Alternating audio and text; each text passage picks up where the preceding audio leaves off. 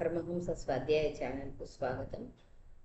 ఈరోజు మనము 39వ అధ్యాయం ఒక యోగి ఆత్మకథ పుస్తకంలోనిది తెలుసుకుందాం మాస్టర్స్. ఈ అధ్యాయం పేరు శిలువ గాయాలున్న తెరిసా నైమన్. పరమహంస యోగానంద గారు విదేశాలకు వెళ్ళినప్పుడు ఒక క్రీస్తు సన్యాసిని కలుస్తాడు. ఆమె గురించి ఈ అధ్యాయంలో వివరంగా తెలుసుకుందాం మాస్టర్స్. భారతదేశానికి తిరిగి వచ్చేయి. నీకోసం 15 ఏళ్ళు ఓపిక పట్టి ఎదురు చూశాను. త్వరలో నేను ఈ శరీరాన్ని వదిలి అటు తర్వాత నా కాంతిమయ నివాసానికి చేరుకుంటాను. యోగానంద రా. ఒకనాడు మౌంట్ వాషింగ్టన్ ప్రధాన కార్యాలయంలో నేను ధ్యానం చేసుకుంటుండగా శ్రీ యుక్తేశ్వర్ గారి స్వరం నా చెవిలో వినిపించి నన్ను ఆశ్చర్యచకితుణ్ణి చేసింది. ఆయన సందేశం ఒక్క రెప్పపాటు కాలంలో 10,000 మైళ్ళు ప్రయాణించి మెరుపులా నాలోకి దూసుకువచ్చింది. 15 ఏళ్ళు, అవును, ఇప్పుడు నడుస్తున్నది 1935 అని గ్రహించాను. మా గురుదేవుల ఉపదేశాల్ని అమెరికాలో వ్యాప్తి చేయడానికి 15 ఏళ్ళు గడిపాను. ఇప్పుడు ఆయన నన్ను వెనక్కి పిలుస్తున్నారు. తరువాత కొద్ది వ్యవధిలో నా ప్రియమిత్రుడైన శ్రీ జేమ్స్ జేలిన్కు నా అనుభవం చెప్పాను. ప్రతిరోజు క్రియాయోగ సాధన వల్ల ఆయన పొందిన ఆధ్యాత్మిక అభివృద్ధి గణనీయతను బట్టి నేను ఆయన్ని తరచుగా సెయింట్ లిన్ అంటే లిన్ ఋషి అని పిలుస్తుండేవాడిని. సనాతన యోగ పద్ధతి ద్వారా ఆత్మసాక్షాత్కారం పొందే నిజమైన ఋషుల్ని పాశ్చాత్య దేశాలు కూడా తయారు చేస్తాయని బాబాజీ చెప్పిన జోస్యం నెరవేరడం ఈయన్ని మరికొందరు పాశ్చాత్యుల్ని చూసినప్పుడు గ్రహించి సంతోషించాను. నా ప్రయాణాల ఖర్చుకు తామే విరాళం ఇస్తామని పట్టుబట్టి ఔదార్యం చూపించారు లిన్. ఆర్థిక సమస్య అలా పరిష్కారం అవడంతో నేను యూరప్ గుండా ఇండియాకు ఓడలో ప్రయాణం చేయడానికి ఏర్పాట్లు చేసుకున్నాను. 1935 మార్చిలో సెల్ఫ్ రియలైజేషన్ ఫెలోషిప్ సంస్థను కాలిఫోర్నియా రాష్ట్ర చట్టాల ప్రకారం చిరస్థాయిగా మనుగడ సాగించడానికి రూపొందించిన మతాంత శాఖారహితమైన లాభార్జన రహితమైన సంస్థగా రిజిస్టర్ చేయించాను. నా రచనలన్నిటి మీద ఉన్న హక్కులతో సహా నాకున్నవన్నీ సెల్ఫ్ రియలైజేషన్ ఫెలోషిప్కు విరాళంగా ఇచ్చేశాను. అనేక ఇతర మత విద్యా సంస్థల్లాగే సెల్ఫ్ రియలైజేషన్ ఫెలోషిప్ కూడా సభ్యులు ప్రజలు అందించిన ధర్మనిధుల మీద విరాళాల మీద ఆధారపడింది. నేను మళ్ళీ వస్తాను, అమెరికాను ఎన్నడూ మర్చిపోను అని చెప్పాను నా విద్యార్థులకు. ప్రేమాస్పదులైన మిత్రులు కొందరు లాస్ ఏంజల్స్లో నాకు ఇచ్చిన వీడ్కోలు విందులో వాళ్ళ మొహాల వైపు చాలాసేపు చూసి కృతజ్ఞతతో ఇలా అనుకున్నాను: ప్రభు, ఒకే ఒక్క ప్రదాతవు నువ్వేనన్న సంగతి గుర్తుంచుకున్న వాడికి మర్త్యుల్లో స్నేహమాధుర్యం కొరవడడం ఉండదు. 1935 జూన్ 9న న్యూయార్క్లో యూరోపా అనే ఓడలో బయలుదేరాను. నాతో పాటు 2 విద్యార్థులు వచ్చారు. నా కార్యదర్శి Shri C Richard Wright, Cincinnati వాస్తవ్యురాలైన ఒక పెద్ద వయసు ఆవిడ మిస్ ఎటీ బ్లెడ్ష్. అంతకుముందు వారాల హడావిడికి భిన్నంగా స్వాగతించదగిన రీతిలో సముద్రయానపు రోజులు ప్రశాంతంగా గడిచాయి. చాలా ఆనందం పొందాము. అయితే మా విశ్రాంతి కాలం స్వల్పమే అయ్యింది. ఆధునిక నౌకల వేగానికి విచారకరమైన లక్షణాలు కొన్ని ఉన్నాయి. ఉత్సుకత ఉన్న యాత్రిక బృందాలన్నిటిలాగే మేము అతి విస్తారము ప్రాచీనము అయిన లండన్ నగరంలో బాగా తిరిగాం. నేను వచ్చిన మర్నాడు కాక్స్టన్ హాల్లో ఏర్పాటైన పెద్ద సభలో ఉపన్యాసం ఇమ్మని నన్ను ఆహ్వానించారు. అక్కడ సర్ ఫ్రాన్సిస్ యంగ్ హస్బెండ్ నన్ను లండన్ శ్రోతలకు పరిచయం చేశారు. మా బృందము స్కాట్లాండ్లో సర్ హారీ లాడర్ గారి ఎస్టేట్లో ఆయన అతిథులుగా హాయిగా ఒకరోజు గడిపాం. ఆ తర్వాత మా బృందం ఇంగ్లీష్ ఛానల్ దాటి యూరప్ ఖండంలో ప్రవేశించాం. నేను బవేరియాకు ప్రత్యేక యాత్ర చేయాలని అనుకోవడమే దానికి కారణం. కార్నర్ స్ట్రాత్లో ఉండే తెరిసా నైమన్ అనే గొప్ప కాథలిక్ మార్మిక భక్తురాలను దర్శించడానికి నాకు ఇదే ఒకే ఒక అవకాశమని భావించాను. కొన్నేళ్ల కిందట నేను ఒక వ్యాసంలో తెరిసా గురించి ఇచ్చిన విస్మయం కలిగించే సమాచారం చదివి ఉన్నాను. అది ఏమిటంటే 1898 గుడ్ ఫ్రైడే నాడు జన్మించిన తెరిసా 20వ ఏట ఒక ప్రమాదంలో గాయపడింది. ఆమె గుడ్డిదయ్యింది. పక్షవాతం వచ్చింది. 1923లో లిటిల్ ఫ్లవర్గా పేరుగన్న సెయింట్ తెరిసా ఆఫ్ లిస్సియోకు చేసిన ప్రార్థనల వల్ల అలౌకిక రీతిలో ఆమెకు మళ్ళీ చూపు వచ్చింది. ఆ తర్వాత తెరిసా నైమన్ అవయవాలకు తక్షణమే రోగ నివారణ జరిగింది. తెరిసా 1923 నుంచి అన్నపానీయాలు పూర్తిగా మానేసింది. కానీ దైవ ప్రసాదంగా పలుచని రొట్టె ముక్క మాత్రం మింగుతుంది. 1926లో తెరిసా తల మీద, రొమ్ము మీద, చేతుల మీద, పాదాల మీద క్రీస్తు పవిత్ర గాయాలు కనిపించాయి. ప్రతి శుక్రవారం నాడు ఆమె మరణానికి పూర్వం క్రీస్తు అనుభవించిన బాధలన్నీ తన శరీరంలోనే పడుతూ క్రీస్తు వేద అనుభవిస్తుంది. సాధారణంగా తన ఊళ్ళో వాడుకలో ఉన్న సరళమైన జర్మన్ భాష మాత్రమే తెలిసిన తెరిసా శుక్రవారం సమాధి స్థితుల్లో పలికే పదబంధాల్ని ప్రాచీన ఆరామైక్ భాషా రూపాలుగా పండితులు గుర్తించారు. అంతర్దర్శనాల్లో ఆమె సముచిత సమయాల్లో హీబ్రూ కానీ గ్రీకు కానీ మాట్లాడుతుంది. మత ధర్మాధికారుల అనుమతితో తెరిసా చాలాసార్లు నిశిత శాస్త్ర పరీక్షకు నిలిచింది. ప్రొటెస్టెంట్ జర్మన్ వార్తాపత్రిక సంపాదకుడైన డాక్టర్ ఫ్రిడ్జ్ గెర్లిక్ క్యాథలిక్ బండారం బయట పెట్టడానికి కార్నర్స్రాత్ వెళ్ళాడు, కానీ చివరికి గౌరవ ప్రపత్తులతో ఆమె జీవిత కథ ఒకటి రాశాడు.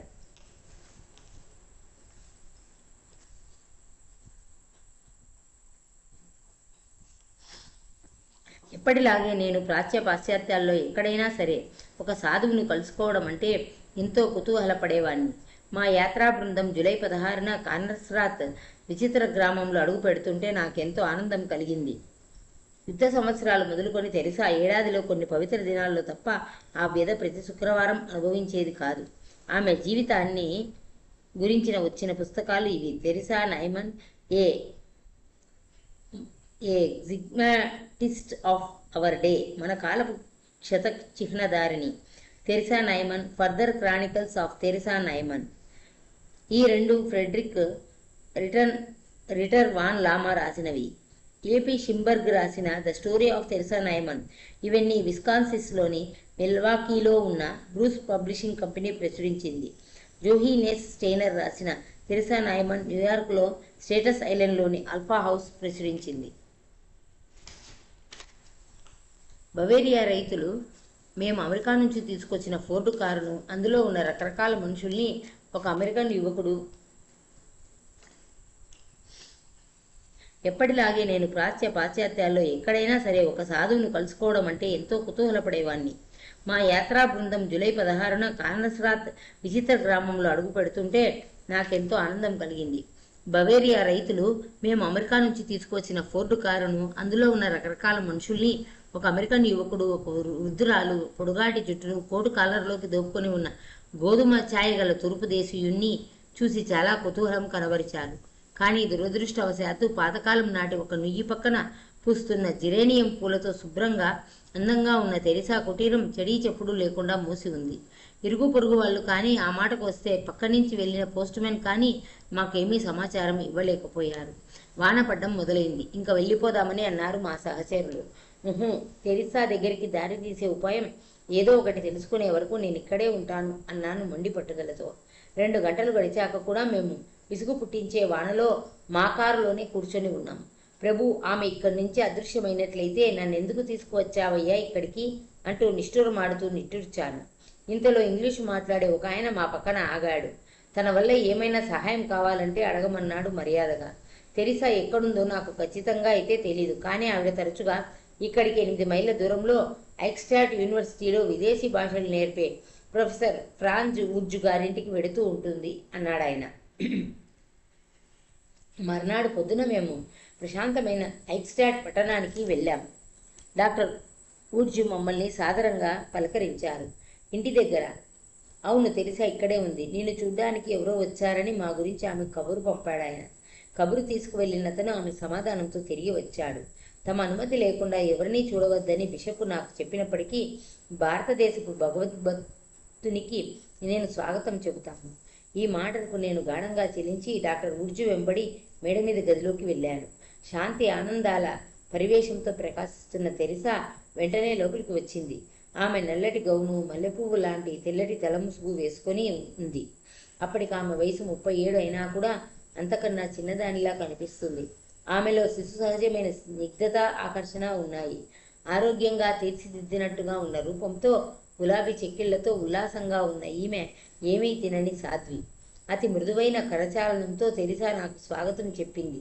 ఒకరినొకరం దేవుని ప్రేమికులమని తెలుసుకొని మౌన భాషణతోనే ముగ్ధులమయ్యాం. డాక్టర్ వుడ్జ్ మాకు దుబాసిగా వ్యవహరిస్తామని దయతో అన్నారు. మేము కూర్చున్నాక తెరిసా నా వైపు సహజ కుతూహలంతో చూస్తోందని గమనించాను. బవేరియాలో హిందువులు కనిపించడం అరుదన్న సంగతి స్పష్టమే. మీరేమీ తినరా? ఆమె నోటి నుంచే జవాబు వినాలని నా కోరిక. రోజు పొద్దున 6ంటికి ఒక్క పోస్టు తప్ప. ఆ హోస్ట్ ఎంత పెద్దగా ఉంటుంది? కాగితమంత పలుచగా, చిన్న నాణెమంత ఉరుగులో ఉంటుంది అంటూ ఇంకా ఇలా అంది ఆమె. అది నేను పవిత్ర అనుష్ఠాన కారణాల వల్ల తీసుకుంటాను. అది దైవార్పితమైంది, కాకపోతే మింగలేను. ఆ ఒక్కదాని మీద మీరు నిండు 12 పాటు జీవించి ఉండలేరన్నది నిశ్చయమే కదూ.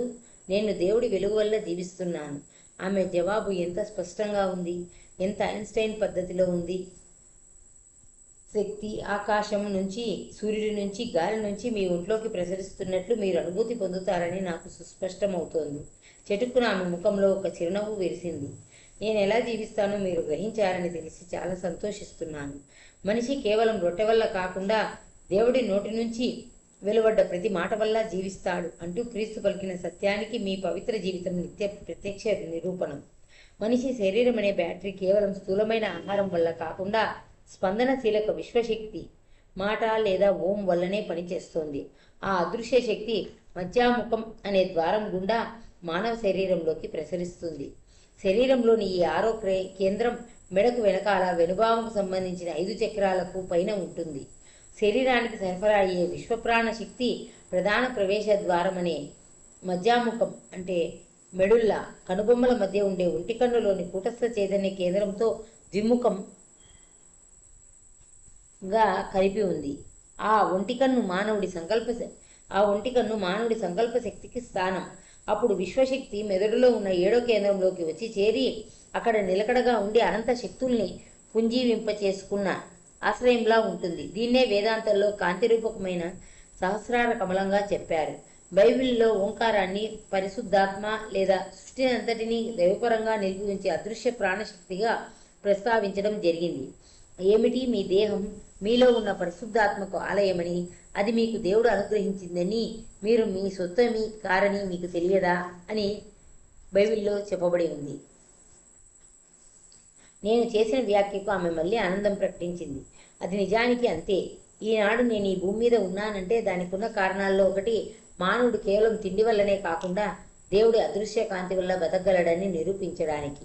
తిండి లేకుండా బతకడం ఎలాగో మీరు ఇతరులకు నేర్పగలరా? ఆమె ఒక్క రవ్వ ఆశ్చర్యచకితురాలైనట్టు కనిపించింది. అది నేను చెయ్యలేను. దేవుడు దాన్ని ఆశించడు. నా చూపు బలంగా నాజుకుగా ఉన్న ఆమె చేతుల మీద పడేసరికి తెరిసా 2 చేతుల వెనకాల కొత్తగా నయమైన గాయాల తాలూకు నలుచదరం పచ్చెలు నాకు చూపించింది. ప్రతి అరచేతిలోనూ కొత్తగా నయమైన చంద్రవంక ఆకారంలో ఉన్న చిన్న గాయాన్ని చూపించింది. ఆ గాయం సూటిగా చేతిలో ఈ వేపు నుంచి ఆ వేపుకి ఉంది. వాటిని చూసేసరికి తూర్పు దేశాల్లో ఇప్పటికీ వాడుకలో ఉన్న పొడుగాటి చెదరపు ఇనుప మేకులు గుర్తుకు వచ్చాయి నాకు. వాటి కొసలు చంద్రవంక ఆకారంలో ఉంటాయి. అటువంటి మేకులు పడమటి దేశాల్లో ఎన్నడూ చూసిన గుర్తు లేదు. ఆ సాధ్వి వారం వారం తనకు అనుభవంలోకి వచ్చే సమాధి స్థితుల గురించి కొంత చెప్పింది. నిస్సహాయురాలైన ప్రేక్షకురాలిగా క్రీస్తు వేదనంతా గమనిస్తూ ఉంటాను. ప్రతి వారం గురువారం నడిరాత్రి నుంచి శుక్రవారం మధ్యాహ్నం 1 గంట వరకు ఆమె గాయాలు విచ్చుకొని నెత్తురు ఓడుతుంది. మామూలుగా ఆమెకుండే 121 పౌండ్ల బరువులో 10 పౌండ్లు తగ్గిపోతుంది. తెరిసా సానుభూతి పూర్వకమైన ప్రేమతో బాధపడుతూ ఉన్నప్పటికీ కూడా వారం వారం కలిగే ప్రభు అంతర్దర్శనాల కోసం ఆనందంగా ఎదురు చూస్తూ ఉంటుంది. బైబిలు కొత్త నిబంధనలో గ్రంథస్థమైన ప్రకారం యేసు జీవితము, ఆయన్ని సిలువ వేయడము అన్న వాటి చారిత్రక యథార్థతను క్రైస్తవులందరికీ తిరిగి ధృవపరచడానికి, ఆ గలీలియా గురువుకు ఆయన భక్తులకు ఉండే శాశ్వతానుబంధాన్ని నాటకీయంగా ప్రదర్శించడానికి దేవుడు ఆమె విచిత్ర జీవితాన్ని ఉద్దేశించాడని నేను వెంటనే గ్రహించాను. ప్రొఫెసర్ ఉర్జు ఆ సాధ్వితో తమకు కలిగిన కొన్ని అనుభవాలు చెప్పాడు. తెరిసాతో సహా మేము చాలామంది మీ ప్రకృతి దృశ్యాలు చూడడం కోసం తరచుగా జర్మనీ అంతటా రోజుల తరబడి తిరుగుతూ ఉంటాం అన్నాడు ఆయన. కొట్ట వచ్చేటట్టు కనిపించే భేదం ఏమిటంటే, మేమందరం రోజుకు 3 సార్లు భోజనాలు చేస్తూ ఉంటే తెరిసా ఏమీ తినదు. అలసట అన్నది అంటనట్టు గులాబీ పువ్వులా తాజాగా ఉంటుంది. మేమందరం ఆకళ్లతో నకనకలాడుతూ చొరబడ్డానికి దారిపక్క హోటళ్ల కోసం చూస్తూ ఉంటే తెరిసా కులాసాగా నవ్వుతూ కూర్చుంటుంది. ఆ ప్రొఫెసర్ గారు ఆసక్తి కలిగించేటటువంటి శారీరక విషయాలు కొన్ని వివరించారు. తెరిసా తిండి తినదు కనుక ఆమె పొట్ట అక్కలించుకుపోయి ఉంటుంది. ఆమెకు మలమూత్ర విసర్జనలు లేవు, కానీ ఆమెలో చెమట గ్రంథులు మాత్రం పనిచేస్తున్నాయి. చర్మం ఎప్పుడూ మృదువుగా దృఢంగా ఉంటుంది. మేమింక సెలవు తీసుకునే సమయంలో తెరిసా సమాధి స్థితిలో ఉన్నప్పుడు చూడాలన్న కోరిక వెల్లడించాను. సరే, వచ్చే శుక్రవారం కానర్స్రాత్కు రండి అన్నదామె సౌహార్దంతో. బిషప్ మీకు అనుమతి పత్రం ఇస్తారు. మీరు నా కోసం వెతుక్కుంటూ ఐక్స్టాడ్ దాకా వచ్చి ఖర్చుకున్నందుకు చాలా సంతోషం. తెరిసా నా చేతుల్ని మెల్లగా చాలాసార్లు ఊపి మా బృందంతో పాటు వీధి గుమ్మం దాకా వచ్చింది. శ్రీ రైట్ కారులో అమర్చి ఉన్న రేడియో మీద తిప్పాడు. ఆసక్తి నిండిన ముసిముసి నవ్వులతో ఆ సాధ్వి దాన్ని పరిశీలించింది. ఇక కుర్రవాళ్లు తొంబలుగా పోగవడంతో ఇంట్లోకి వెళ్ళిపోయింది. ఆమెను ఒక కిటికీ దగ్గర చూశాం. ఆమె చిన్నపిల్ల మాదిరిగా మా వైపు చెయ్యి ఊపుతూ తొంగి చూసింది. ఆ మర్నాడు తెరిసా సోదరులిద్దరితో ముచ్చటించాం. వాళ్ళు చాలా దయగల వాళ్ళు, కలుపుగోలు మనుషులు. ఆ సంభాషణలో మాకు తెలిసింది ఏమిటంటే, ఆ సాధ్వి రోజుకు 1-2 గంటలు మాత్రమే నిద్రపోతుంది. ఒంటి మీద అనేక గాయాలున్నా కూడా ఆమె మంచి చురుకుగా సత్తువగా ఉంటుంది. ఆమెకు పక్షుల మీద ప్రేమ. చేపల పెంపకం తొట్టి ఒకటి చూసుకుంటూ వాటికి సంరక్షణ చేస్తూ ఉంటుంది. తరచుగా తోటలో పనిచేస్తూ ఉంటుంది. ఆమె ఉత్తర ప్రత్యుత్తరాలు భారీగా సాగుతుంటాయి. ప్రార్థనల కోసం, రోగ నివారక ఆశీస్సుల కోసం క్యాథలిక్ భక్తులు ఉత్తరాలు రాస్తూ ఉంటారు ఆమెకు. ఆమె చలవ వల్ల తీవ్ర వ్యాధులు నయమైన వాళ్ళు చాలామంది ఉన్నారు. ప్రార్థన ద్వారా ఇతరుల వ్యాధుల్ని తన ఒంటికి తెచ్చుకొని అనుభవించే శక్తి తెరిసాకు ఉందని ఆమె తమ్ముడు ఫెర్డినాండ్, సుమారు 23 ఏళ్ల వాడు, నాకు చెప్పాడు. ఒకసారి మతబోధకుడుగా జీవితం ప్రారంభించబోతున్న తమ ప్యారిష్ యువకుని గొంతు జబ్బు తనకు రావాలని ఆమె ప్రార్థించినప్పటి నుంచి ఆ సాధ్వి భోజనం మానేసింది. గురువారం మధ్యాహ్నం మా బృందం బిషప్ ఇంటికి వెళ్ళింది. ఆయన నా గిరిజాల జుట్టు వైపు ఆశ్చర్యంగా చూశాడు. మాకు కావలసిన అనుమతి పత్రం సంతోషంగా రాసి ఇచ్చాడు. దానికి రుసుమేమీ లేదు. చర్చి వాళ్ళు ఈ నియమం పెట్టింది ఊసుపోకకు వచ్చే పర్యాటకుల తొక్కిసలాట నుంచి తెరిసాను కాపాడడానికే. అంతకు ముందుటేళ్లలో అయితే శుక్రవారాల్లో వేల కొద్దీ జనం గుమిగూడుతూ ఉండేవాళ్ళు. శుక్రవారం పొద్దున్న సుమారు 9:30కే మేము కాన్సరాత్ చేరాం. తెరిసా కుటీరంలో పైకప్పుగా గాజు పలకలు అమర్చిన భాగం ఒకటి ఉందని, అది ఆమెకు సమృద్ధిగా వెలుతురు రావడానికి ఏర్పాటు చేసిందని గమనించాను. తలుపులు ఇప్పుడు మూసి లేవు. ఆనందంగా స్వాగతం పలుకుతూ బార్లా తెరుచుకొని ఉన్నందుకు సంతోషించాం. సుమారు 20 మంది సందర్శకులు బారుగా నిలబడి ఉన్నారు. ప్రతి ఒక్కరి చేతిలోనూ ఒక అనుమతి పత్రం ఉంది. మేము వారితో కలిశాం. ఆమె అద్భుత సమాధి స్థితిని దర్శించడానికి చాలా దూరాల నుంచి అనేక మంది వచ్చి ఉన్నారు. నేను ఆమెను చూడడానికి వచ్చింది కేవలం తాత్కాలికమైన కుతూహలాన్ని తృప్తిపరచుకోవడానికి కాక, ఆధ్యాత్మిక హేతువుల వల్ల వచ్చానన్న సహజావబోధంతో తెరిసా ప్రొఫెసర్ గారి ఇంట్లో నా మొదటి పరీక్షలో నెగ్గింది. నా రెండో పరీక్ష ఏమిటంటే, మేడ మీదున్న ఆమె గదిలోకి మెట్లెక్కి వెళ్తున్నప్పుడు నేను ఆమెతో అతీంద్రియ భావగ్రహణ దర్శనపరమైన అనుసంధాన స్థితి పొందడం కోసం నన్ను నేను యోగ సమాధిలోకి తెచ్చుకున్నాను. సందర్శకులతో నిండి ఉన్న ఆమె గదిలోకి ప్రవేశించాను. ఆమె తెల్లటి దుస్తులతో పక్క మీద పడుకొని ఉంది. నాకు సరిగా వెనకాల శ్రీ రైట్ ఉన్నాడు. గుమ్మంలో అడుగుపెట్టి విచిత్రంగా, అత్యంత భయంకరంగా ఉన్న సత్యాన్ని చూసి విస్మయం చెంది అక్కడే ఆగిపోయాను. తెరిసా కింది కనురెప్పల నుంచి నెత్తురు అంగుళం వెడల్పు ధారగా పలచగా ఎడదెరిపి లేకుండా స్రవించింది. ఆమె చూపు నుదుటి మధ్యనున్న జ్ఞాననేత్రం వైపు కేంద్రీకరించి ఉంది. ఆమె తలకు చుట్టి ఉన్న గుడ్డ ముళ్ళ కిరీటం తాలూకు గాయాల నుంచి వచ్చిన నెత్తుడితో తడిసి ముద్దయింది. ఆమె గుండ మీదున్న తెల్లటి వస్త్రం మీద ఎర్రటి మరక అయింది. అనేక యుగాల కిందట సైనికుడి బల్లెపపోటుతో చివరి అవమానాన్ని భరించిన క్రీస్తు శరీరం మీద గాయమైన చోటునే ఆమెకైన గాయం నుంచి వచ్చింది ఆ నెత్తురు. మాతృవాత్సల్యంతోనూ ప్రార్థన పూర్వకంగానూ చూపే చేష్టగా చాపి ఉన్నాయి తెరిసా చేతులు. ఆమె ముఖంలోని అభివ్యక్తి వ్యధాభరితంగానూ దివ్యంగానూ కూడా ఉంది. ఆమె చిక్కిపోయినట్టు, లోపల బయట కూడా అనేక రకాలుగా సూక్ష్మంగా మారినట్టు కూడా ఉంది. ఏదో విదేశీ భాషలో గొనుగుతూ ఆమె తన అధిచేతన దర్శనంలో గోచరిస్తున్న వ్యక్తుల్ని చూసి కొద్దిగా వణుకుతున్న పెదవులతో మాట్లాడింది. నేను ఆమెతో అనుసంధానమై ఉన్నందువల్ల ఆమె అంతర్దర్శనాల్లోని దృశ్యాల్ని చూడడం ప్రారంభించాను.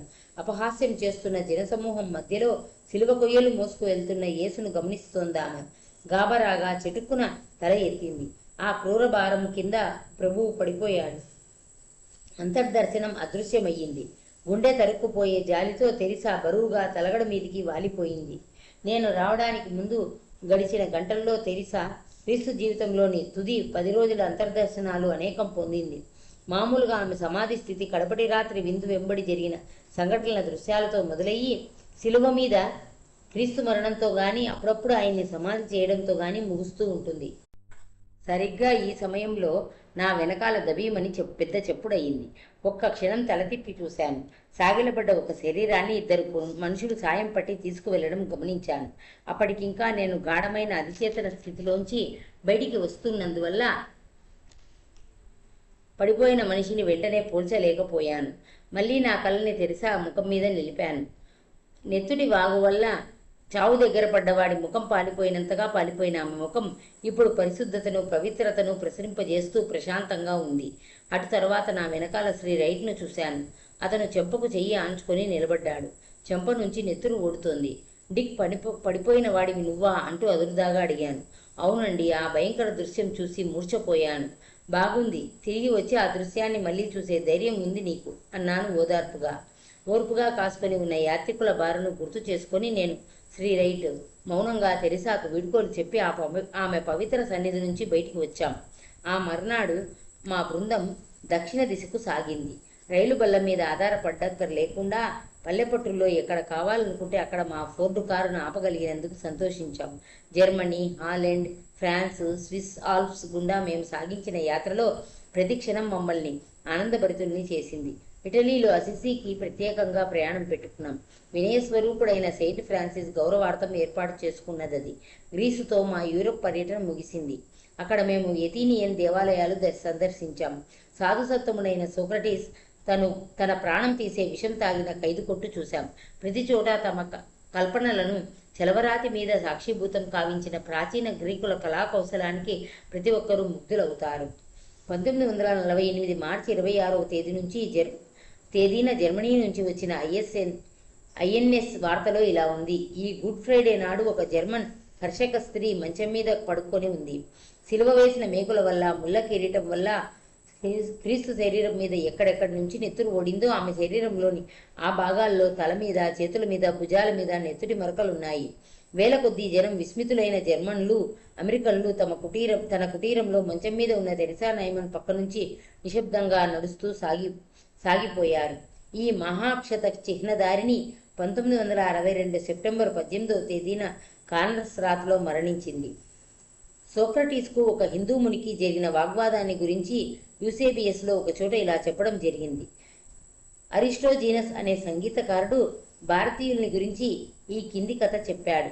భారతీయుల్లో ఒకడు ఏథెన్స్లో సోక్రటీస్ను కలుసుకొని ఆయన తత్వం విషయ నివృత్తి ఏమిటని అడిగాడు.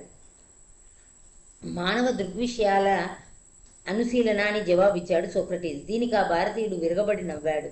దివ్య దృగ్విషయాల్ని ఎరగనప్పుడు మానవ దృగ్విషయాల్ని ఎలా అనుశీలన చేయగలడు మనిషి అన్నాడతను. పాశ్చాత్య తత్వశాస్త్రాల్లో ప్రతిధ్వనించే గ్రీక్ ఆదర్శం మనిషి నిన్ను నువ్వు తెలుసుకో, మ్యాన్ నో థైసెల్ఫ్ అని. హిందువు అనేది మనిషి నీ ఆత్మను తెలుసుకో, మ్యాన్ నో థైసెల్ఫ్ అని. నేను ఆలోచిస్తాను కనుక నేను ఉన్నాను అంటూ డెకార్ట్ అన్న వాక్యం తాత్వికంగా చెల్లదు. తార్కిక వివేచన శక్తులు మానవుడి పరమతత్వాన్ని వెల్లడించలేవు. మానవ మనస్సు అది గుర్తించే దృశ్యమాన ప్రపంచంలాగే శాశ్వత పరివర్తనలో ఉన్నది. అంతిమ నిర్ణయాల్ని అది అందించలేదు. బుద్ధి సంబంధమైన సంతృప్తి అత్యున్నత లక్ష్యం కాదు. దేవుణ్ణి అన్వేషించేవాడే విద్యను నిజంగా ప్రేమించేవాడు. విద్య అంటే మార్పు చెందని సత్యం, తక్కినదంతా అవిద్య అంటే సాపేక్ష జ్ఞానం. సూర్యకాంతిలో ఉజ్వలమైన మధ్యధరా సముద్రం మీద ఓడలో ప్రయాణం చేసి పాలస్తీనాలో దిగాం. ఆ పవిత్ర భూమిలో రోజుల తరబడి తిరుగుతూ నా యాత్రకున్న విలువను బాగా తెలుసుకున్నాను. సున్నితమైన హృదయం గలవాడికి క్రీస్తు మహిమ పాలస్తీనా అంతటా వ్యాపించి ఉన్నట్టు తెలుస్తుంది. బెత్లెహాములో, గెత్సెమన్లో, కాల్వరీలో, పవిత్రమైన మౌంట్ ఆఫ్ ఆలివ్స్ దగ్గర, జోర్డాన్ నదీ తీరంలో, గలీలీ సముద్ర తటంలో భక్తి పురస్సరంగా నేను ఆయన పక్కనే నడిచాను. మా బృందం బర్తుమాంజర్, యోసేపు వడ్రంగం కొట్టు, లాజర్ గోరి, మార్తా మేరీల ఇల్లు, కడపడి రాత్రి విందు జరిగిన హాలు సందర్శించింది. పురాతన చరిత్ర మా కళ్ల ముందు బహిర్గతమయ్యింది. దృశ్యం తర్వాత దృశ్యంగా యుగ యుగాంతరాలు దర్శించడం కోసం ఒకప్పుడు క్రీస్తు ప్రదర్శించిన దివ్య నాటకాన్ని నేను దర్శించాను. తర్వాత ఈజిప్ట్ చేరాం. ఆధునికమైన కైరోను, పురాతనమైన పిరమిడ్లను చూశాం. ఆ తర్వాత ఓడలో దీర్ఘమైన ఎర్ర సముద్రం దిగువకు, ఆ పైన విశాలమైన అరేబియా సముద్రం ఆవలికి ప్రయాణం చేశాం. చివరికి అదుగో భారతదేశం. Thank you masters. 39వ అధ్యాయం పూర్తయింది.